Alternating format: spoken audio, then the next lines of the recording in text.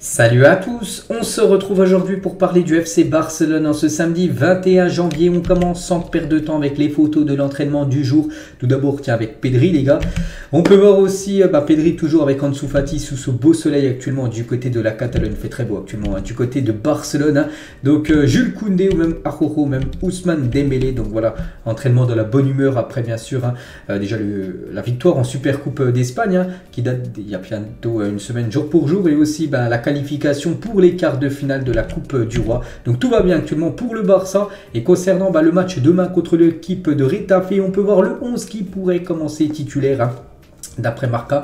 Donc Ter Stegen pourrait être titulaire et il devrait être titulaire, ça y a pas de surprise. Donc Balde, Christensen, Araujo, Jules Koundé. Ça devrait être ça la défense quasiment, la défense type en gros, voilà, les meilleurs joueurs alignés demain contre Retafe, Pedri, De Jong, Gavi, milieu de terrain et devant Rafinha, Dembélé et Fati. Fati c'est sûr, de toute façon il l'a confirmé hier, je l'avais dit que Xavi avait dit que Fati allait commencer numéro 9, vu que n'oubliez pas Lewandowski, Ferran Torres sont pas là, ils sont suspendus les deux pour cette rencontre contre Retafe. Donc voilà le 11 de départ normalement demain contre cette équipe de Retafe, un match de Liga. Et concernant la Coupe du Roi, on sait que le Barça s'est imposé avant-hier contre AD Ceuta 5-0 et du coup on connaît l'adversaire pour les quarts de finale. Donc déjà une très bonne nouvelle vu que ce match se jouera au Camp Nou, donc il n'y aura pas de déplacement et ça sera contre la Real Sociedad, donc un adversaire toujours compliqué bien sûr, ça reste une équipe à battre, mais voilà, par rapport aux équipes qui restaient, je trouve que c'est un bon tirage en plus au Camp Nou. Donc voilà, s'il y a victoire, le Barça accédera aux demi-finales de cette Coupe du Roi. Mais il faut déjà battre cette équipe de la Real Sociedad et le match est prévu, là c'est dans moins d'une semaine, c'est mercredi prochain, le mercredi 25 janvier, coup d'envoi 21 h au Camp Nou. Donc on aura le temps de reparler bien sûr de cette rencontre parce qu'avant bien sûr il y a ce match contre Retafe et sinon on peut voir les trois autres affiches des quarts de finale de cette Coupe du Roi. À noter un derby entre les deux gros clubs de Madrid, le Real contre l'Atlético Madrid. On va parler de Memphis Depay et c'est officiel, voilà, le Barça annonce le départ de Memphis Depay, on le savait, on s'en doutait quand même depuis quelques jours, ça y est, c'est fait, on peut voir le communiqué officiel du club, donc accord trouvé entre l'Atlético de Madrid pour le transfert de Memphis Depay. L'accord comprend aussi une option d'achat non obligatoire concernant le joueur Yannick Carrasco, donc c'est marqué comme dans le communiqué officiel que Yannick Carrasco, les gars, il y a une option pour l'acheter, ça sera l'été prochain, on en reparlera juste après. Donc voilà les gars, Memphis Depay quitte le Barça, bonne chance à lui, on lui souhaite maintenant bonne chance du côté de l'Atlético en espérant juste qu'il soit mauvais contre le Barça quand il jouera contre le Barça, parce qu'il y aura bien sûr des Atlético Barça dans le futur. Donc contrat pour lui jusqu'en 2025, donc le Barça récupère 3 millions d'euros, donc c'est de la plus-value, parce que le Barça l'avait accueilli gratuitement vu qu'il était en fin de contrat à l'époque du côté de Lyon, il avait rejoint le club libre, et le Barça le vend 3 millions plus des bonus et une clause d'achat non obligatoire pour Carrasco. Voilà en gros les détails en gros du transfert de Memphis Depay. Quelques photos officielles maintenant, voilà, de Memphis Depay sous ses nouvelles couleurs du côté de l'Atlético. Il portera le numéro 9 du côté des Colchoneros, Memphis Depay. Et du côté du Barça, on va faire son bilan. 42 matchs, 14 buts. Que retenez-vous du passage de Memphis Depay? Beaucoup mouvementé, on va dire, en dents de scie, montagne russe, ses performances. Après, c'est pas un joueur où on sait qu'il aime la concurrence. Donc ça allait bien quand il n'y avait pas de concurrence. Après, je me souviens en janvier l'année dernière, en 2022, il y a Aubameyang qui arrive au club. Puis ça a été plus compliqué pour lui quand il savait qu'il y avait de la concurrence. La même chose avec Lewandowski en début de saison. Donc voilà. Bon après voilà, c'est un joueur qui aura joué au Barça, mais qui restera pas, je pense, gravé dans la mémoire des supporters blaugrana. Donc bien sûr le club lui remercie. Voilà, merci Memphis. Voilà, par rapport à ce qu'il a pu apporter au club, par rapport à ses buts. Et donc lui il a mis gracias pour tout. En gros, merci pour tout. Il a mis un petit communiqué voilà, sur ses réseaux sociaux. On va voir que Frenkie de Jong, Roberto, Balde ou même Eric Garcia, des joueurs du FC Barcelone, lui ont mis par exemple des cœurs voilà, par rapport à son départ. Voilà, bon, en gros, il lui souhaite bonne chance pour la suite de sa carrière. Et Memphis, il a dit: je suis très heureux d'être ici, donc à l'Atlético maintenant. Donc Madrid est un grand club. J'ai été impressionné par le stade et la combativité de l'équipe. Et ce coach, Diego Simeone, maintenant le nouveau coach de Memphis Depay. Donc Memphis me rappelle Diego Costa. C'était un deuxième attaquant qui est devenu un attaquant solidaire parce qu'il avait une bonne finition et qu'il était très explosif. Il a également dit, donc Memphis, j'ai parlé à Griezmann avant de signer pour l'Atlético Madrid et il m'a dit que les gens ici est très gentils. Bon, après, du côté de Barça aussi, les gens sont très gentils. Bon, les gens sont certainement aussi très gentils du côté de Madrid, mais voilà, Memphis les gars, et le Barça, c'est fini. Donc on lui souhaite bien sûr bonne chance. Et du côté du Barça les gars, donc ils attendent maintenant de recevoir le feu vert de la Liga pour savoir s'ils peuvent utiliser le fair play financier laissé par la vente de Memphis Depay, bien sûr, pour signer ou enregistrer les joueurs récemment renouvelés. Donc voilà, vu qu'il y a une vente, et n'oubliez pas, Xavi l'avait dit les gars, s'il y a un départ, il avait dit en tout début de mercato, on ne parlait même pas de Memphis encore du côté de l'Atlético, il avait dit autour du 1er au 2 janvier, il a dit s'il y a un départ cet hiver, il sera automatiquement remplacé. Donc en gros, on pense qu'une arrivée pourrait être possible, il pourrait se faire là du côté du Barça. N'oubliez pas qu'il reste quand même 10 jours de mercato, donc des fois il y a des transferts qui se font en l'espace de quelques heures. Donc voilà, tout reste jouable les gars, il y aura certainement une arrivée pour remplacer Memphis Depay, parce que regardez, il y a Lewandowski par exemple, je sais pas, il se blesse. Regardez, même là actuellement il est suspendu. Depay, il appartient plus au Barça, il n'y a pas d'autre numéro 9. Voilà, c'est par exemple Fati qui doit jouer numéro 9. C'est pour ça que le Barça doit se concentrer sur une recrue là pour les 6 prochains mois, que ce soit un prêt, un transfert, j'en sais rien. Mais voilà, il devrait avoir une nouvelle recrue du côté du club très prochainement.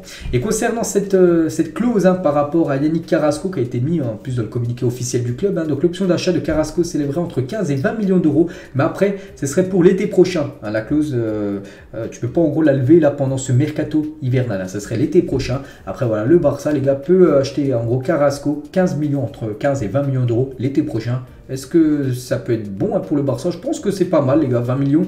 Bon, ça reste une somme énorme bien sûr pour nous, mais voilà, pour un club comme le Barça, accueillir Carrasco pour 20 millions d'euros, bon là c'est max, ça peut même être 15 millions. Je trouve que ça peut être une bonne recrue, donc on verra bien sûr ce qui sera décidé dans quelques mois. On va parler de ce joueur les gars qui pourrait être une recrue, mais voilà, c'est une recrue en milieu de terrain parce que ça pourrait être un échange peut-être avec Kessié ou une recrue sec, mais voilà, ce serait pas lui qui remplacerait bien sûr Memphis Depay. Donc le Barça tentera de prêter Barcelone Brozovic, enfin de se faire prêter bien sûr à Brozovic jusqu'à la fin de la saison avec une clause d'achat pour le signer définitivement. En gros, ils aimeraient l'avoir en prêt avec option d'achat de la part de l'Inter, et du coup à la fin de la saison, s'il est satisfaisant, il lève cette option d'achat et en gros le joueur appartiendrait à 100% à l'équipe du Barça l'été prochain. Donc voilà, ce qui peut se faire là lors des prochains jours de mercato. Concernant Gundogan, qu'on parle quand même depuis quelques jours du côté du club, donc le Barça apprécie beaucoup Gundogan qu'en fin de contrat, en fin de saison, mais a des doutes sur son âge et son salaire. City lui a proposé une prolongation avec un salaire de 12 millions d'euros net par an et a fait une offre améliorée il y a quelques jours. Donc bien sûr, s'il vient du côté du Barça, il ne touchera pas ce salaire de 12 millions d'euros net par an. Du côté du club, c'est pas possible. Voilà, peut-être le Barça lui proposera, je sais pas, 7 voire 8 millions d'euros net, ce qui est déjà pas mal, mais il ne touchera pas ce qu'il touche, enfin ce que propose City pour le prolonger. Donc après, ça sera au joueur de trancher. Est-ce qu'il veut continuer l'aventure City? Est-ce qu'il est intéressé par une option FC Barcelone, parce que le Barça peut être intéressé bien sûr par le joueur s'il ne prolonge pas. Donc ça aussi, affaire à suivre. Concernant un joueur les gars prêté du côté de l'AC Milan, c'est Sergiño Dest. Il est prêté avec une option d'achat de 20 millions d'euros et l'AC Milan n'est pas très convaincu par le défenseur Sergiño Dest. Pour le moment, il ne prévoit pas d'activer l'option d'achat en gros de 20 millions d'euros et le signer définitivement. Donc en gros, si l'AC Milan ne l'achète pas, donc il reviendra l'été prochain du côté du club. Après, il sera certainement de nouveau prêté ou peut-être vendu pour de bon. Séville les gars est intéressé par la signature du jeune Ilias Match qui termine son contrat à la fin de la saison. Donc c'est un jeune joueur de l'équipe B, le Barça Athlétique, et en gros il en fait le contrat en fin de saison. Pour l'instant on n'annonce pas de prolongation, il pourrait peut-être aller du côté du FC Séville. On va parler de Franck Kessié les gars. Compte tenu des difficultés à signer Mosca et Seido, Chelsea qui est très actif sur ce mercato pourrait s'intéresser à Franck Kessié pour l'acheter, voilà, pour ce mercato hivernal. Donc ça aussi affaire à suivre parce qu'on annonce aussi beaucoup sur la sortie à Franck Kessié, un coup du côté de l'Inter. Maintenant Chelsea les gars qui rentrent dans la course concernant le milieu ivoirien. On va parler d'Alejandro Baldé, 91,4% à la deuxième meilleure précision de passe de tous les jeunes qui ont tenté plus de 200 passes dans les 5 meilleurs championnats européens cette saison. Rico Lewis de City est premier avec 93,9% de passes réussies et le deuxième c'est Baldé, quasiment 91,4% de passes réussies pour se contenter au moins 200 passes cette saison. Donc voilà, niveau précision de passe, c'est au top bien sûr pour Alejandro Baldé. On va parler d'un autre jeune, donc c'est Ansu Fati, le seul joueur du Barça cette saison comme avoir participé à tous les matchs et cette saison les 26 matchs depuis le premier match qui a été, je crois, contre le Rayo, c'était ça, où il y avait eu 0-0 le premier match de championnat. Mais en gros tous les matchs il a joué au moins 1 minute. Hein. Je ne vous dis pas qu'il a commencé titulaire les 26 matchs. Il a joué au moins 1 minute à chaque fois. Et c'est le seul. Hein. Sinon, même Ter Stegen, les gars, par exemple, là, tiens, le match de coupe, hein, de Coupe du Roi, il n'était pas sur le terrain. Donc, il n'a pas joué tous les matchs cette saison. Ansu Fati, lui, a joué tous les matchs cette saison. Et toujours avec Ansu Fati, hein, sur les 6 buts d'Ansu Fati cette saison, 5 d'entre eux ont été marqués après avoir quitté le banc. Donc, voilà, hein, pour vous dire. Il a joué tous les matchs, mais souvent sur le banc parce qu'il a marqué quand même pas mal de buts en sortant du banc. Hein, 5 buts quand il a commencé remplaçant et un autre quand il avait été titulaire. On va parler d'un joueur qui a fait un peu comme Ansu Fati, les gars. Donc il est sorti du centre de formation pour jouer avec l'équipe première. Hein. C'est le jeune Angel Alak.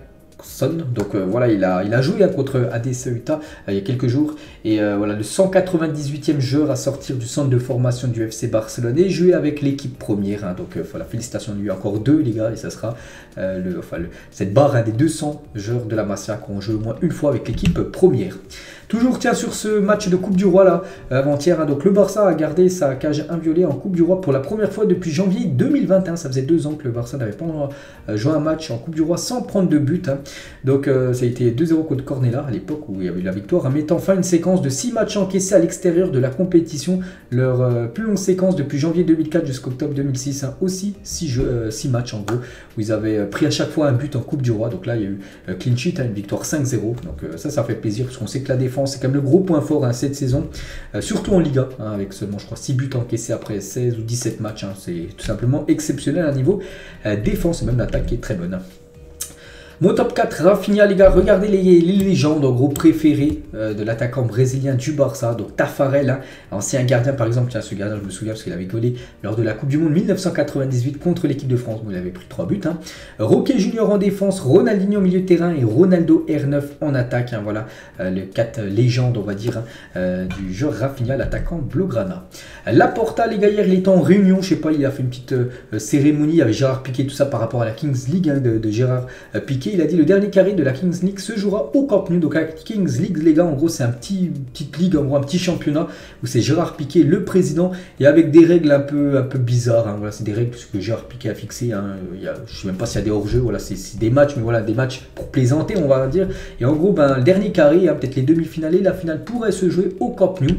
Il a dit hein, donc Piqué et moi, on s'adore. Ils peuvent dire ce qu'ils veulent. La vérité, c'est ça. Voilà, que en gros il y a une très bonne complicité entre Laporta et Gérard Piqué, toujours avec Laporta. Donc Piqué fait partie du bouclier du Barça. Quand il m'a demandé s'il pouvait organiser la finale de la Kings League au Camp Nou, hein, je n'ai pas hésité à dire oui. Piqué a inventé une façon de profiter du football avec beaucoup de plaisir, surtout pour les jeunes, avec bien sûr des règles un peu loufoques, on peut dire, plutôt amusantes. Hein.